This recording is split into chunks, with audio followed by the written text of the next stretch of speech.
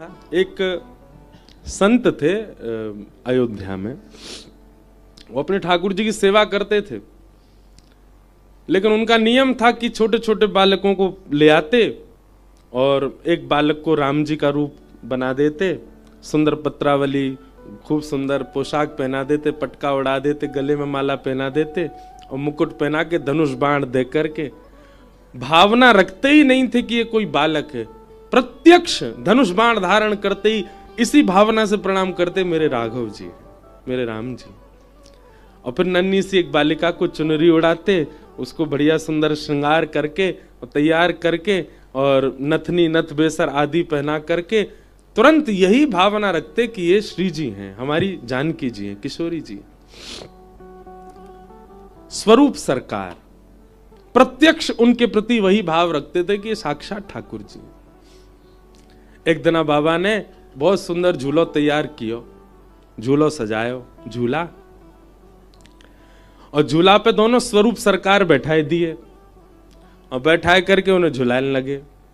अच्छा, एक हाथ से झुलाते जाएं, पद गाते जाएं, और कछु रसिक जन और उनको बैठा देते कि इनको देखते रहो, निहारते रहो, साक्षात सिया राम जी हैं, यही भावना रखी हो। और बीच बीच में दौड़ के जाते, रसोई में कछु सामग्री बनाने लग जाते। अब स्वरूप सरकार थक जाएंगे तो कुछ पवाऊंगा उन्हें। लेकिन आज झूला झुलावे में उनको इतना सुख मिलो, इतना सुख मिलो, इतना सुख मिलो कि समय से अधिक समय है गयो। आधा घंटा एक घंटा झूला झुलाना, आज झुलाते ही जा रहे हैं। इतना आनंद आ रहा हो कि झूलते रहो ठाकुर जी। झूलते झूलते जो बेचारे स्वरूप सरकार है का वो थक गए। अब जानकी जी जो ही का ही किशोरी जी, वे तो बड़ी भोरी भारी बेचारी थक गई, फिर भी बैठी। लेकिन राम जी जो बने थे लाला, वो बड़े चंचल। उन्होंने कि बाबा रोक दो, अब थक गए हम। वो नहीं नहीं बैठे रहो, बढ़िया लग रहे हो दोनों, और मुंह को देखने में बहुत सुख मिल रहा, झूलते रहो। झुलाते गए। थोड़ी देर में वो राम जी जो थे बेचारे खींच गए। तुम रोक रहे हो कि नहीं रोक रहे? बोले मैं ना रोक रहा हूं, हम तो झुलाएंगे। और झुलाते झुलाते झुलाते सोई राम जी जो थे वो झूला पे से कूद गए चलते हुए में से। बेचारे ने गिर गिर गए तो फिर उनके नेत्र सजल है गए। राम जी को गोद में पकड़ लो, लेकिन वो बालक इतना खींच गए, निकर के गोद में तो भागो, बोले दूर हटो मोते, और जे पकड़ो अपनो मुकुट, ये लो अपने धनुष बाण, सबरी सामग्री उतार उतार के फेंक ले, मोह ना बननो।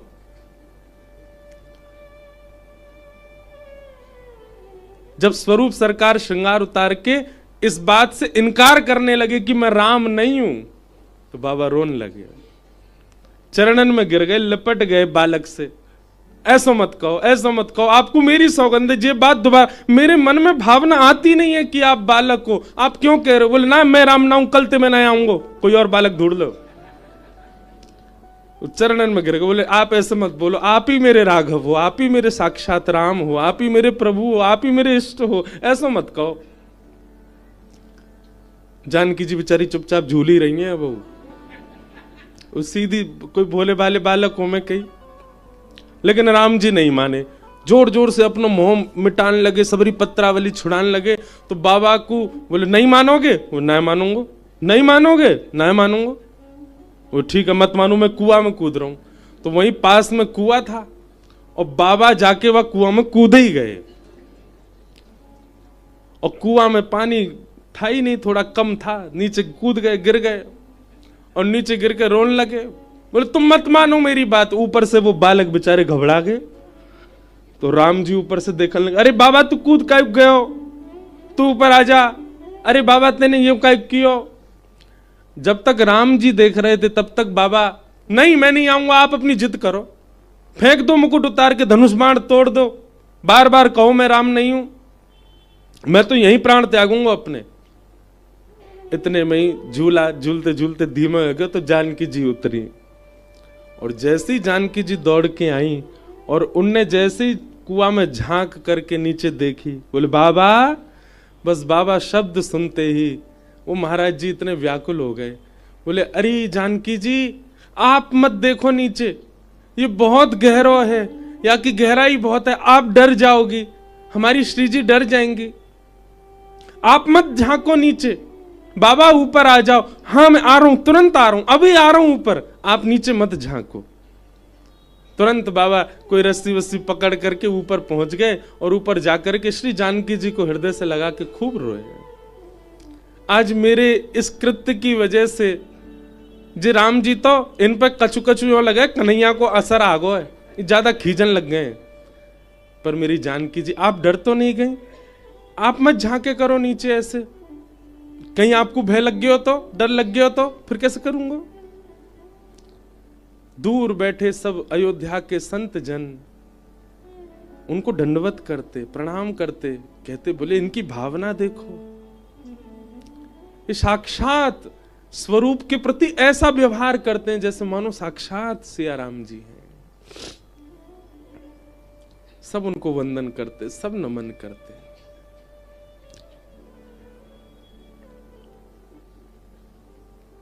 और एक दिन ऐसे ही स्वरूप सरकार बनते बनते कोई अयोध्या के बालक को ले आते, स्वरूप बनाते। एक दिन प्रत्यक्ष श्री राम जी ही उनके हाथ में आ गए और उनका स्वरूप बना करके जब बैठाया, आज बाबा को कुछ अलग ही दर्शन है रहे।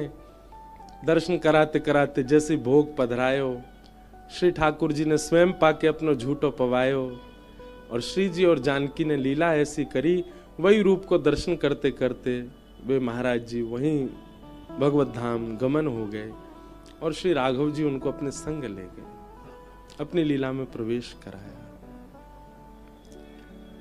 हमारी भावना, हमारे चित्त के भाव कैसे हैं, किसके प्रति बन रहे हैं, वो प्रधान है, उसकी प्रधानता है।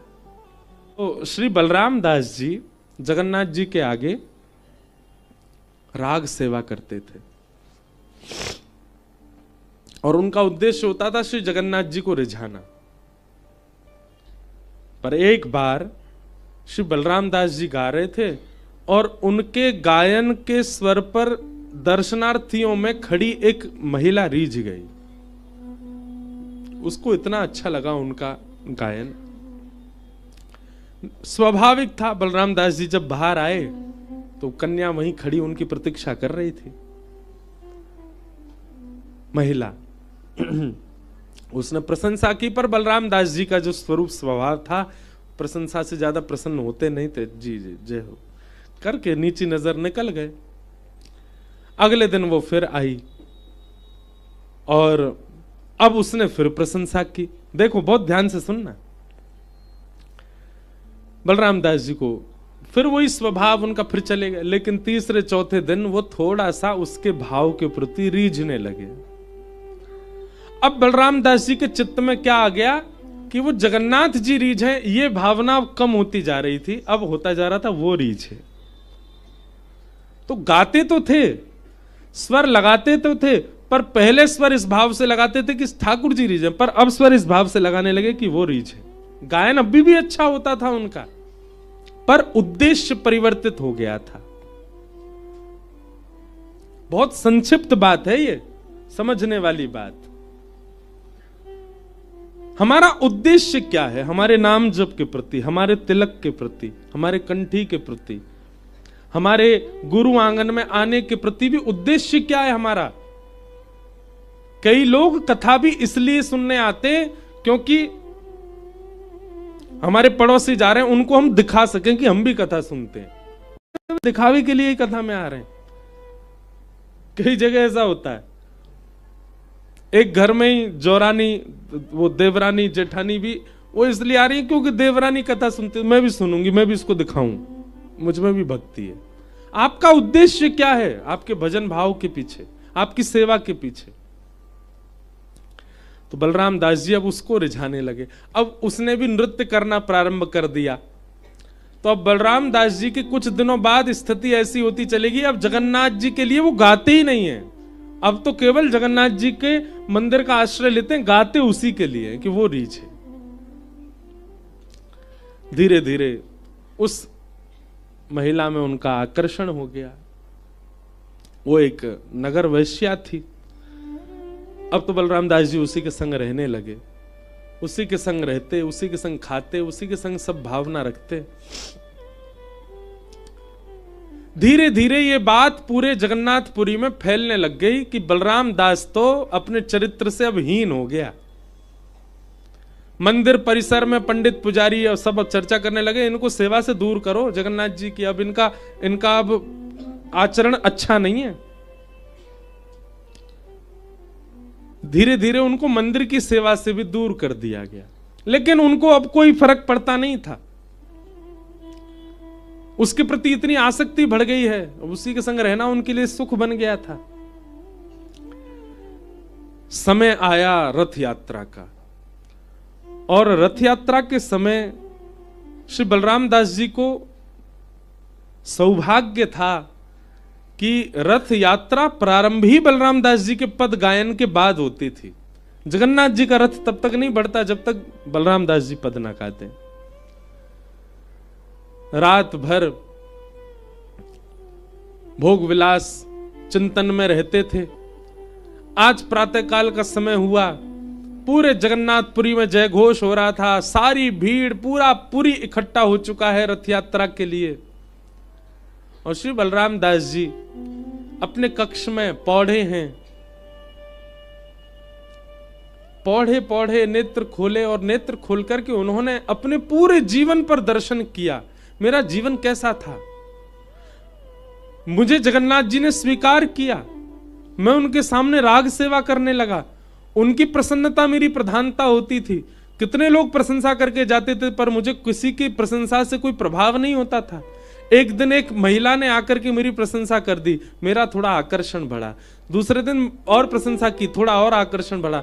चौथे पांचवें दिन से मेरा आकर्षण केंद्र अब मैं जगन्नाथ जी को नहीं सुना रहा था, फिर मैं उस महिला को रिझाने लगा। अपने आप पूरी रील उनके मस्तिष्क में घूमने लगी। बोले आज स्थिति क्या है, अब जगन्नाथ जी से कोसों दूर रहता हूं, केवल उसी के पास रहता हूं। आज रथ यात्रा है, मेरे गायन के बगैर जगन्नाथ जी का रथ नहीं चलता। मुझे इतना बड़ा सौभाग्य ठाकुर जी ने दिया और मैंने उस सौभाग्य का खुद त्याग कर दिया। मन में भाव आया बलराम दास जी के, अब सब भोग विलास छोड़ करके पुनः अपने सौभाग्य की ओर जाऊं। उस वैश्या के आगे हाथ जोड़ दिया, आज के बाद हम आपसे नहीं मिलेंगे, आप हमसे मत मिलना, हमसे जो अपराध हुआ सबके लिए क्षमा। कुछ धन चाहिए होगा तो मैं दे दूंगा, आपको कोई व्यवस्था चाहिए मैं दे दूंगा, आपके लिए कुछ व्यवस्था करनी मैं सब कर दूंगा, पर अब मैं जगन्नाथ जी को छोड़ और कहीं नहीं जाऊंगा, मुझसे अपराध हो गया।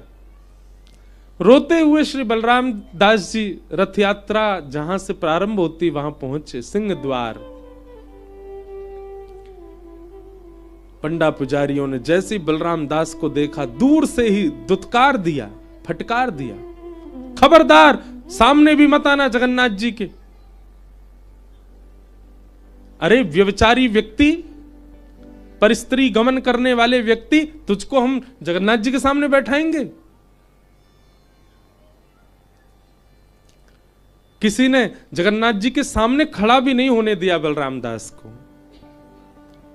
बलराम दास जी स्वीकार करते हैं उस दंड को, बोले मैं अधिकारी हूं इस दंड का, क्योंकि मैंने अपराध किया है, मैंने सेवा सौभाग्य को ठुकराया है एक सांसारिक सुख के लिए।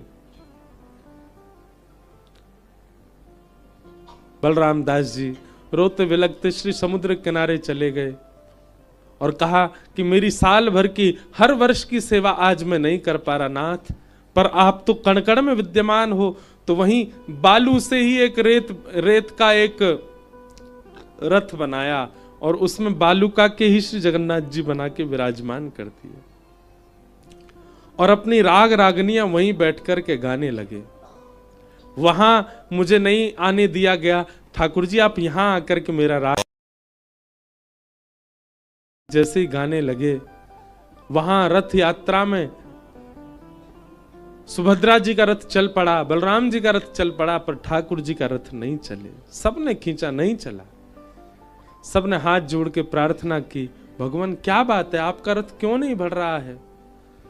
श्री ठाकुर जी कहते हैं हमारा रथ तो बढ़ रहा है, आपको दिख नहीं रहा है। पंडा पुजारी बोले कहां बढ़ रहा है प्रभु? जहां का तहां ही तो खड़ा है। बोले आज हमारी रथ यात्रा सिंह द्वार पे थोड़ी हो रही है, आज हमारी रथ यात्रा समुद्र के तट पर हो रही है। हमारी रथ यात्रा बलराम दास कर रहा है। हम आज नंदी घोष रथ में थोड़ी बैठे हैं, हम तो आज बालूका के रथ में बैठे हैं और बलराम दास हमारी रथ यात्रा कर रहा है।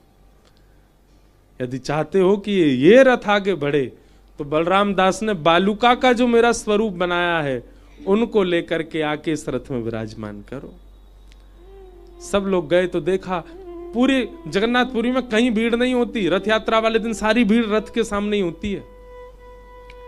समुद्र खाली, बिल्कुल किनारे पर कोई भीड़ नहीं। दूर देखा बलराम दास उछल उछल के नाच रहा है। छोटा सा बालूका का रथ बना, उसी में छोटे से जगन्नाथ जी बालू के ही बैठा रखे हैं। सब लोगों ने जाके बलराम दास से कहा, हमने भले ही तेरे अवगुण को हीन मान करके तुझे ठाकुर जी से दूर कर दिया, पर तेरे अवगुण को भी स्वीकार करके जगन्नाथ जी ने तुझे दूर नहीं किया। चल बलराम, ठाकुर जी को पद सुना। बलराम दास जी को लेकर के गए और ठाकुर जी के सामने बैठकर के जब उन्होंने पद गाया, अपनी सेवा की, तुरंत रथ चल पड़ा श्री जगन्नाथ जी का। ये कथा मैंने क्यों सुनाई? कई बार हमारे चित्त में काम दोष आ जाता है, उसके बाद भी ठाकुर जी हमें प्राप्त हो जाएंगे। अच्छा, इसका मतलब ये नहीं है कि आप सब लोग खुलेआम जो भी दोष उत्पन्न हो रहे हैं उनको होने दो। इस कथा से गलत, मेरे को बहुत कवर करके चलना पड़ता है कथाओं को, क्योंकि लोग कुछ भी अर्थ निकाल लेते हैं कई बार। कोई बात नहीं, ये दोष उत्पन्न हो रहा, होने दो। महाराज जी बता तो रहे थे, ठाकुर जी तो फिर भी स्वीकार कर लेते हैं। अगर ये कथा सुनने के बाद दोष उत्पन्न हुआ और फिर भी आपने दोष को नजरअंदाज किया तो ठाकुर जी स्वीकार नहीं करेंगे। हम व्यासपीठ पर बैठ के कह रहे हैं। लेकिन एक बात है कि अगर किसी के चित्त में काम भाव है तो भी वह कभी ना कभी गुरु कृपा से अपने उस बुरे भाव का त्याग करके ठाकुर जी का अधिकारी बन जाएगा। किसी के चित्त में क्रोध ज्यादा है तो क्रोधी भक्त भी भगवत प्राप्ति कर लेता है। किसी के चित्त में लोभ है तो लोभी भक्त भी भगवत प्राप्ति कर लेता है। और जितने भी दोष हैं संसार में हमारे मन में आने वाले, स्वीकार कर सकते हैं, पर एकमात्र ईर्ष्या ऐसा दोष है जिस दोष के आने पर ठाकुर जी स्वीकार नहीं करते। आपके अंदर क्रोध है, कोई बात नहीं, कथा सुनो, ठाकुर जी प्राप्त कर लेंगे। आपके अंदर मोह है, भगवत प्राप्ति हो जाएगी। आपके अंदर काम भी है तो धीरे धीरे गुरु कृपा सत्संग श्रवण करने से उसकी मात्रा कम होगी, ठाकुर जी प्राप्त कर लेंगे। लेकिन कहीं आपके चित्त में यदि ईर्ष्या है, ठाकुर जी स्वीकार नहीं करेंगे। अभी हापुड़ की कथा में भाव आ रहा था कि श्री भक्तमाल जी में भी कई भक्तों के चरित्र हैं और उन भक्त चरित्रों में भी कई भक्तों में दोष भी थे। ठाकुर जी ने उन दोषों को नजरअंदाज करके स्वीकार किया, पर एक भी भक्त का ऐसा चरित्र नहीं मिला जहां पर ईर्ष्यालु भक्त को ठाकुर जी ने स्वीकार किया हो। ईर्ष्यालु को भगवत प्राप्ति नहीं हो सकती। इसलिए भैया, कोई दोष मन में आवे, घबराइए मत। गुरु कृपा भगवत कृपा से आप संभल जाओगे, ठीक हो जाएगा, वो दोष चला जाएगा। आप उसके प्रति प्रयास करने लग जाओ। लेकिन अगर आपके चित्त में किसी के प्रति ईर्ष्या एक बार भी उत्पन्न हो गई है, किसी के रूप को देख करके, किसी की वाणी सुन करके, किसी का स्वरूप देख करके, किसी की धन संपत्ति से, किसी के व्यवहार स्वभाव से अगर आपको उसके प्रति ईर्ष्या हुई है तो आपको चिंता होनी चाहिए, आपकी रातों की नींद उड़नी चाहिए। आपको अपने गुरु चरणों में जाके प्रणाम करना चाहिए कि ये दोष मेरे अंदर आ गया है। ईर्ष्या दोष भगवत प्राप्ति में सबसे बड़ी बाधा है। इसलिए कह रहे हैं निर्मत सराणाम सताम। भागवत जी का अधिकारी कौन? जिसके चित्त में मात्सर्य दोष नहीं है।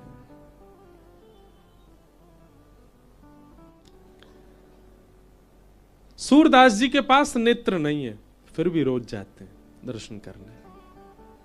हम पे साइकिल नहीं हो तो नहीं जाते, रिक्शा नहीं मिल रहे हो तो नहीं जाते, ऑटो की व्यवस्था नहीं हो तो नहीं जाते। यहाँ सूरदास जी के पास नेत्र नहीं है तो भी दर्शन करने जाते हैं। कुम्भन दास जी के चरित्र में आता है कि ठाकुर जी तो उनकी कुटिया में ही रहते थे। कुम्भन दास जी के पास में आरसी भी नहीं थी। आरसी समझते हैं? शीशा। ठाकुर जी गोद में बैठते और गोद में बैठ के कहते, हाँ कुंभना तिलक स्वरूप कर ले। लाला मुंह पे आरसी तो है ना है। बोले मैं बता रहा हूं तू कर तो जा। तो कुम्भन दास जी ऐसे श्री रखते, बोले हाँ अब सीधी खींच, हाँ हाँ नहीं दाएं को रख, दाएं को रख। ठाकुर जी बता रहे हैं उनको और पूरा तिलक स्वरूप करवा के, हम भाई कुंभना अब बढ़िया लग रहा है। तिलक कौन लगवाता है? कुम्भन दास जी के ठाकुर जी लगवाते हैं, आरसी नहीं है कुम्भन दास जी घर में। ऐसे कुम्भन दास जी जिनके घर में ठाकुर जी रहते हैं, पूरे दिन उनके साथ खेलते हैं, वो कुम्भन दास जी भी जब मंदिर में घंटे घड़ियाल बजते हैं ना, घर में ठाकुर जी को छोड़ के वो कहते बैठो लाल जी मैं आ रहा हूं। बोले कहां जा रहे हो? दर्शन कर भी जा रहा हूं मंदिर में। ठाकुर जी कहते मैं तेरे घर में रहूं तो फिर मंदिर काहे को जावे? कुम्भन दास जी कहते आप मेरे घर में आनो अब शुरू है गए हो। जब आप घर में नहीं आते थे तब भी मंदिर में ही मुझको मिलते थे। कल को अगर मुझसे नाराज है गए और आप घर नहीं आए तब भी मंदिर में तो मिलोगे ना। तो जा मंदिर ने आपको मोह प्रदान किया, वाकू में कैसे छोड़ दूं? भले ही आप मेरे घर आते, मंदिर तो मैं रोज जाऊंगा, रोज जाते दर्शन के लिए। श्री कुम्भन दास जी, सूरदास जी पर नेत्र नहीं फिर भी जाते। तो एक बार की बात है, श्री सूरदास जी गिरिराज जी में गोवर्धन में एक व्यक्ति प्रवचन करता था और वो ठाकुर जी का ऐसा रूप का वर्णन करता था, ऐसे गुणों का वर्णन करता था कि सुनने वाले मोहित हो जाते थे। सूरदास जी एक दिन उसके प्रवचन हो रहे थे तो वहीं से निकल रहे थे। सूरदास जी बोले नेक्स्ट सुनूं क्या बोल रहे हैं। सूरदास जी खड़े खड़े सुनने लगे तो सूरदास जी की इतनी योग्यता थी कि उसके प्रवचन को सुनकर के सूरदास जी समझ गए, बोले खुद रोज दर्शन करने नहीं जाता ये केवल चिकनी चुपड़ी बातें कर रहा है, सबको आकर्षित करने के लिए बढ़िया बढ़िया बातें बता रहा है, खुद दर्शन नहीं करता, खुद के चित्त में भक्ति नहीं है। उसके शब्दों से, उसकी वाणी से सब प्रभावित हो रहे थे, लेकिन सूरदास जी पहचान गए कि ये दर्शन खुद नहीं करता है और बाकी सबको इतनी बढ़िया बढ़िया बातें बता रहा है। तो प्रवचन के बाद सूरदास जी उसके कक्ष में गए। भैया तुम्हारा प्रवचन बहुत सुंदर था। अरे अरे सूरदास जी आप तो सब। बोले लेकिन तुम श्रीनाथ जी दर्शन तो करते नहीं हो। तो किसने कहा? बोले देखो तुम झूठ मत बोलो, हमसे झूठ मत बोलो। हमारे पास भले ही प्रकट नेत्र नहीं है पर ठाकुर जी ने अनुभव नेत्र दे रखे हैं। सच सच बताना कब से नहीं गए तुम श्रीनाथ जी दर्शन करने? तो पकड़ी तो गई थी चोरी। उसने कहा 1-1.5 महीना हो गया। सूरदास जी बोले और सच बोलो। बोला 3 महीना हो गया। सूरदास जी बोले और सच बोलो। बोले बिल्कुल सच बोल रहा हूं, 1 साल हो गया नहीं गया। सूरदास जी बोले थोड़ा सा और बोलो। तो बोला 15 महीने हो गए नहीं गया। सूरदास जी बोले अब सही बोले तुम। मतलब सूरदास जी, इसको कहते हैं विवेक बुद्धि।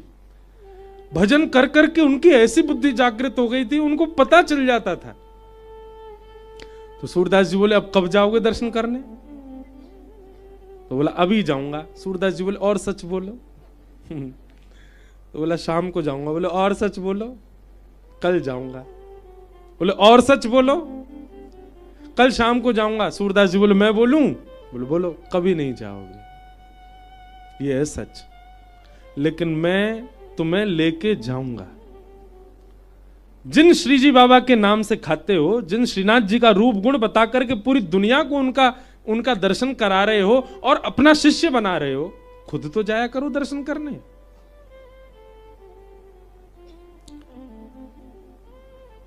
ठीक है चलूंगा। सूरदास जी अब तो कब चलोगे?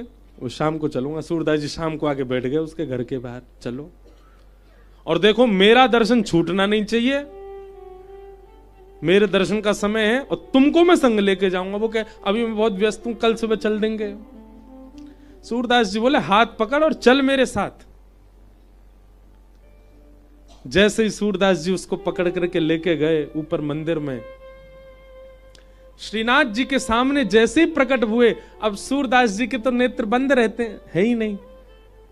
मंदिर में प्रवेश करते सूरदास जी कहने लगे, सूरदास जी कहना चाहते हैं क्या कि अधम प्राणी है, आपके दर्शन नहीं करता, आपके सामने नहीं आता, आपको देखता नहीं है, केवल आपकी सुनी सुनाई चर्चाओं को सबको सुना देता है और सबको अपना शिष्य बना रहा है। नाथ इस पर अनुग्रह करो, ऐसा सूरदास जी कहना चाहते थे, कहे नहीं।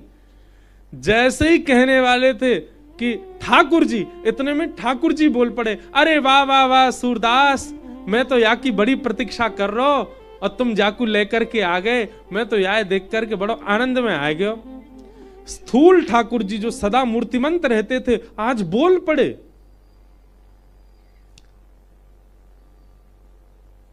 ठाकुर जी ने उसको दर्शन दिया, दर्शन दे करके उस पर अनुग्रह किया, उसको भेज दिया। अच्छा, उसको स्वर सुनाई नहीं दिया ठाकुर जी का, उसके लिए तो ठाकुर जी स्थूल रूप में ही खड़े हैं, पर सूरदास जी को सुनाई दे रहा है।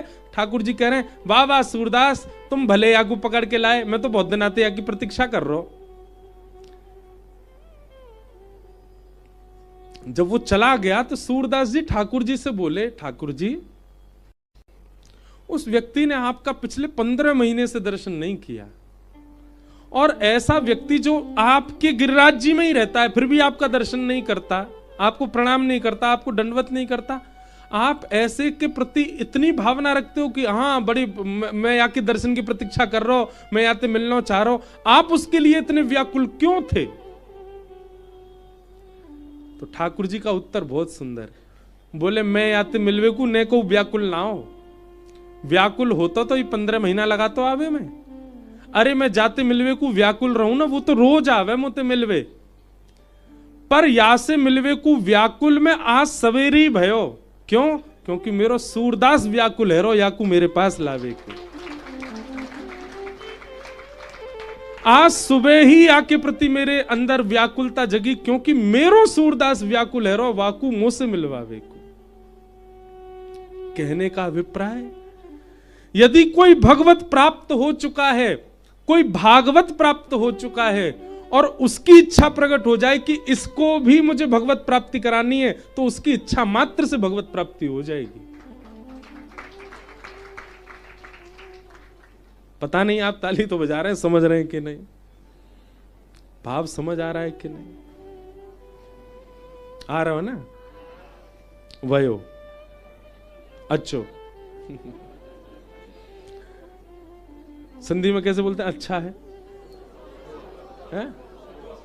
सखो सुठो, आप तो सिंधी नहीं हो।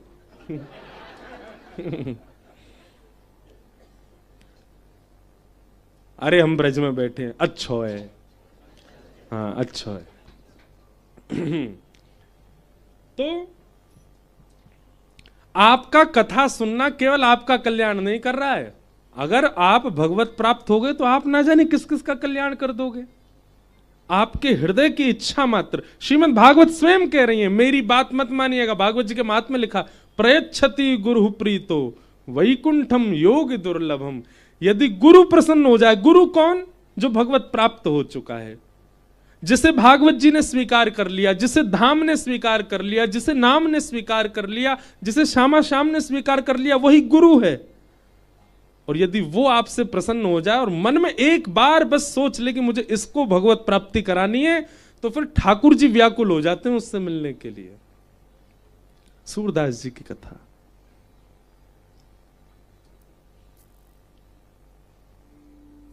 वैद्यं वास्तवमस्तमस् वैद्यं वास्तवमत्र वस्तु शिवदं तापत्रयोन्मूलनम्। पहली बात तो कथा सुनकर के आप अपने मन में ऐसी भावना, आपके मन में श्री ठाकुर जी केवल भगवान ना रहें, कुछ अपने से दिखने लग जाएं, तो समझो आपने कथा सुनी। देखा करो, राधा रमन जी को देखो, बिहारी जी को देखो, श्री कुंज बिहारी जी को देखो, देख करके अपने आप से पूछो ये आपको कौन दिख रहे हैं।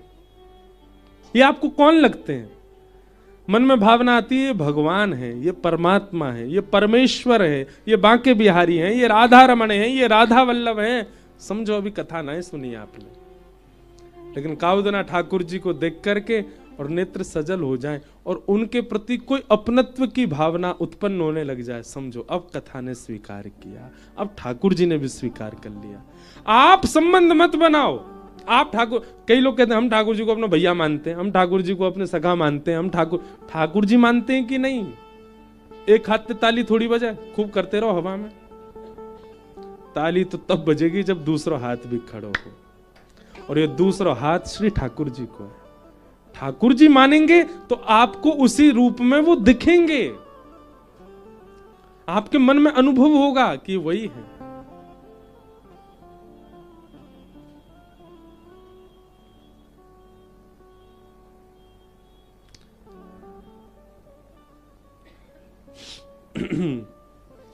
एक जगह की बात है, कथा चल रही थी, तो कथा से पहले मैं सुबह के समय मिलता हूं 1 घंटा सबसे, 11 से 12 लाल जी के दर्शन भी होते हैं। तो सब लोग आए थे, भीड़ बैठी खूब, तो एक बालक उसमें से बोला जीजा जी प्रणाम, मुझको बोला। मैंने कि कौन सा सारो आयो भैया हमारो? तो बोला मैं हूं, बताया उसने कहीं से, मैं इधर आओ। मैं हम कब जीजा बने भैया तुम्हारे, हम तो अभी कुआरे बैठे हैं। तो बोले नहीं महाराज जी बात समझो। मैंने क्या? हम श्री जी को बहन मानते हैं और श्री बिहारी जी को हम जीजा जी मानते हैं, और जीजा के गांव ते जो भई आवे वो सबरे जीजा ही हो मैं, तो यहाँ नातों से आप हमारे जीजा हो। तो उसकी भावना बड़ी बढ़िया लगी। तो मैंने उससे पूछा, मैंने कि तुम मानते हो कि तुम्हें? बोले नहीं नहीं महाराज जी, मैं जब जब जाता हूं बिहारी जी के पास, मैं इसी भावना से भोग लगाता हूं कि हमारे जीजा जी हैं, इनको पेड़ा बहुत प्रिय, पेड़ा पवाओ। हमारे जीजा जी आए तो जैसे जीजा जी घर आते हैं तो उनको भेंट न्योछावर कुछ देते हैं, माँ रखती है ना हाथ में घर के, उसी भावना से मैं गोलक में दान करता हूं। जैसे जीजा घर आवे तो पुष्प बरसाए जाते, उसी भाव से मैं माला पहनाता हूं। और जैसे जीजा जी घर आए तो उनको प्रणाम किया जाता, उसी भावना से मैं प्रणाम करता हूं।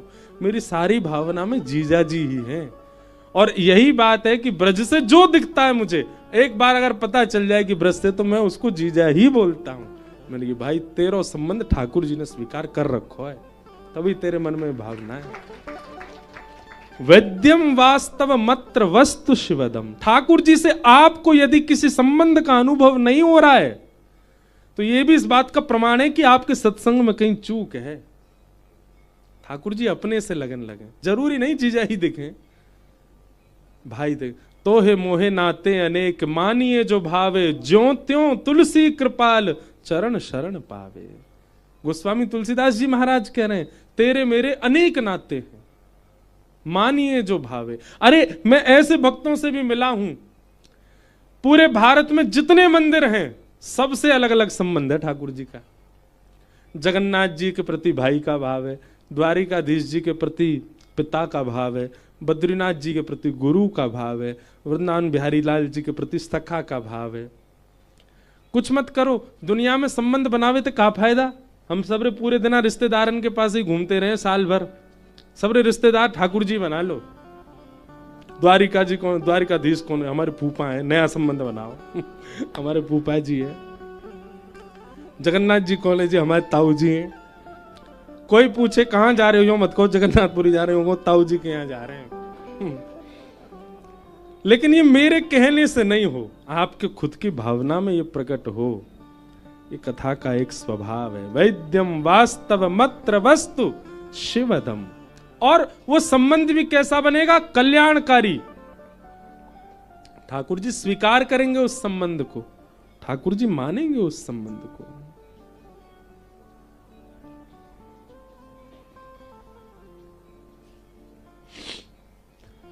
तापत्रयोन्मूलनम। 3 प्रकार के तापों का जो उन्मूलन कर देते हैं, आदि दैविक, आध्यात्मिक, आदि भौतिक। ऐसे भागवत के विषय, अधिकारी, संबंध और प्रयोजन वैद्यम वास्तव मत्र वस्तु शिवदम तापत्रयोन्मूलनम श्रीमद्भागवते महामुनि कृते किंबा परैरीश्वर सद्यो हृदय वरुद्य तित्रकृत भी शुश्रूषुभिस्तत्क्षणात्। एक बात निश्चित है, प्रमाणित है, हम हस्ताक्षर करके भी कह सकते हैं।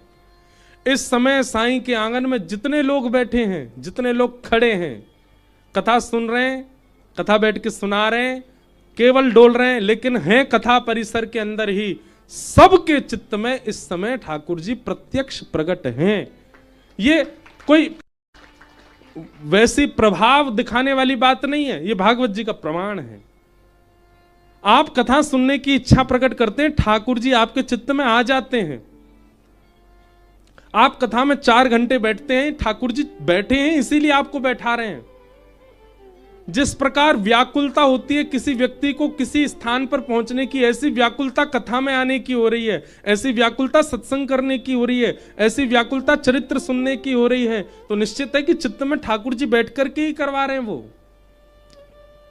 कथा सुनने में नहीं लग पा रहे, पर कथा में आए हुए श्रोताओं की सेवा में लगे हुए हैं।